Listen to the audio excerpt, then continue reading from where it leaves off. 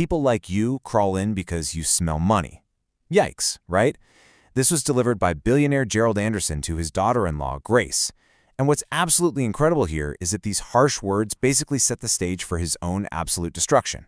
He makes this massive, totally baseless assumption based entirely on her lack of designer labels. So he isn't just insulting her, he's exposing the fatal flaw in his entire worldview. So, that brings us to part 1, the High Society Gala. We really need to start by looking at the pristine, diamond-studded environment where this ugly incident actually took place, because the setting is just as important as the people involved. Notice the perfect contrast we have here. You've got the deep, quiet character of Grace up against the superficial, wealth-obsessed mentality of the Anderson family. On one hand, there's Grace. She's wearing a plain gray dress, she knows the server's name, and she tips generously. She basically measures her environment by human connection. But on the other hand, we have the Andersons. They're decked out in emerald silk, they view people as, quote, smudges on clean glass, and they demand total subservience. They measure their world entirely by status and wealth. It's a stark contrast that perfectly highlights the core conflict here: basic human decency versus systemic elitism. And remember, this wasn't happening in some vacuum. We're talking 200 guests, 100 phones out, one defining moment. The tension in this Connecticut ballroom was just off the charts. You had 200 elite guests basically acting as a live studio audience for what was about to go down. Every single person in that room was an active participant in this social ecosystem. They were about to witness firsthand exactly what happens when society allows wealth to excuse absolute cruelty. Which leads us right into part 2, the hubris of assumption. Seriously, listen to Gerald's exact words here. I see a girl with no name and no fortune.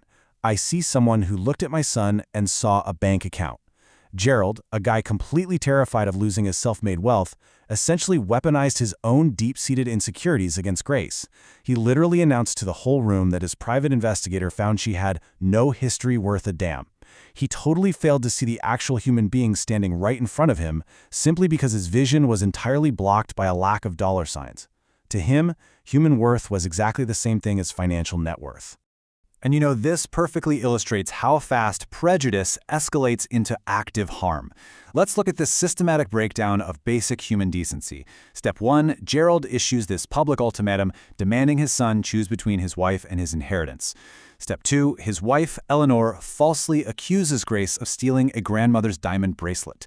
And step 3, security conducts a humiliating, very public search of Grace's purse. And remember, that bracelet? Yeah, it was simply sitting on a fireplace mantle the entire time. This is the literal anatomy of humiliation. It shows how an unchecked bias against people perceived as poor easily morphs into treating them as literal criminals. And honestly, this whole breakdown is a perfect microcosm of how society fails marginalized groups when systems of power protect wealth over basic decency. So, the absolutely crucial point here is Grace's unbreakable composure in the face of sheer cruelty. After being stripped of her dignity in front of 200 people, she simply says, "No, Mr. Anderson, you picked the wrong woman to humiliate. I just need to wait." Wow. She doesn't scream, she doesn't cry, she just calmly stands her ground, knowing full well that the ultimate reality check was walking up the dark driveway at that exact moment. And here comes the climax of our fable. A very plain-looking man enters the gala. He's got no tie, no flashy jewelry, just a simple dark coat. And the Andersons, continuing their absolutely flawless streak of misjudging people, immediately profile him. Eleanor assumes he's just some wayward staff member, tells him to use the back door, and, get this, actually throws a glass of red wine onto his coat. They judged his entire existence based on his plain clothing. Unbelievable. But oh man, here is the magnificent twist. That quiet man in the stained coat, that was Harrison Davis, Grace's father and the chairman of Davis Global. He controlled exactly this amount, $1.5 billion, in a contract that Anderson Industries desperately needed just to stay afloat. Gerald and Eleanor's relentless need to judge people by their outward appearance had just led them to publicly assault and humiliate the exact guy who literally held their entire empire in his hands. All right, let's look at the fallout in part 3, the empire's sudden fall. Because actions driven by blind prejudice always eventually meet reality.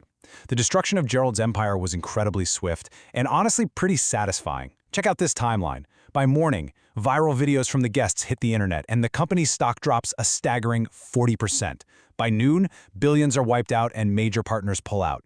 By the afternoon, the board of directors forcibly removes Gerald as CEO. It proves something super vital. Society's patience for blatant classism and public humiliation is incredibly fragile. The second the curtain is pulled back, the market and society will rapidly reject that kind of toxicity. And the actions in this fable translate directly to real-world legal fallout, too. Gerald ordering that search wasn't just mean, it is legally classified as an unlawful search, which resulted in him getting ousted and slapped with a civil suit. Eleanor throwing the wine? Yep, that's assault. Curtis Moore, the security guard? That's unlawful detention. This brilliantly illustrates how the legal system categorizes the specific brand of wealthy hubris. You simply can't violate someone's rights just because you think you occupy a higher social standing. It doesn't work that way. But it goes beyond just personal ruin. The company itself had to implement these massive, sweeping, systemic changes just to survive the whole PR nightmare. We're talking the formation of a real ethics office, strict new policies requiring explicit consent for security searches, and a total overhaul of their executive leadership.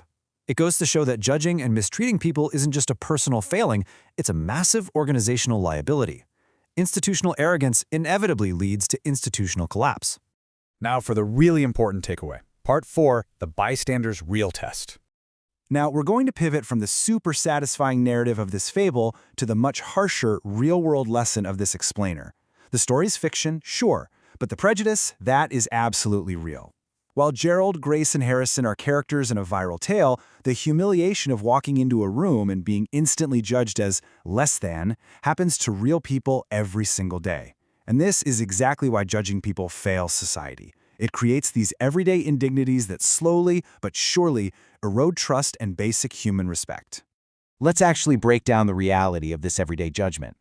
We constantly use superficial metrics, like clothes, or job titles, or status, to measure a person's worth. But here's the tough catch.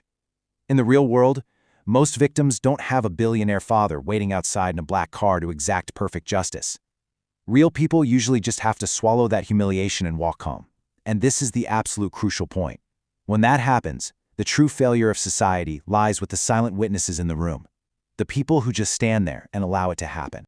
When you break down the behavior of the 200 guests in that room, it highlights a genuinely terrifying truth about us as a society.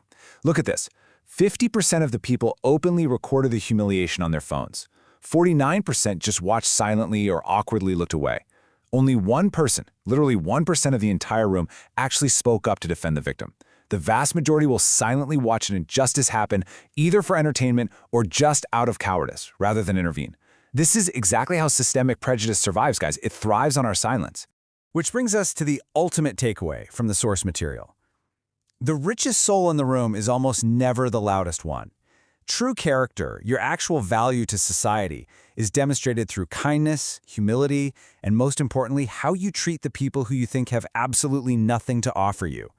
Loud, obnoxious displays of wealth and power, they're usually just camouflage for a deep, underlying moral bankruptcy.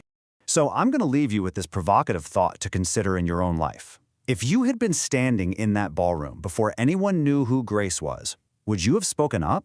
When you're confronted with everyday prejudice in your own workplace, your community, or your social circles, are you the one recording, the one looking away, or the one stepping forward? Because society doesn't fail when just one person is cruel. It fails when the rest of the room lets them get away with it. Thanks for joining me for this explainer, and I'll catch you next time.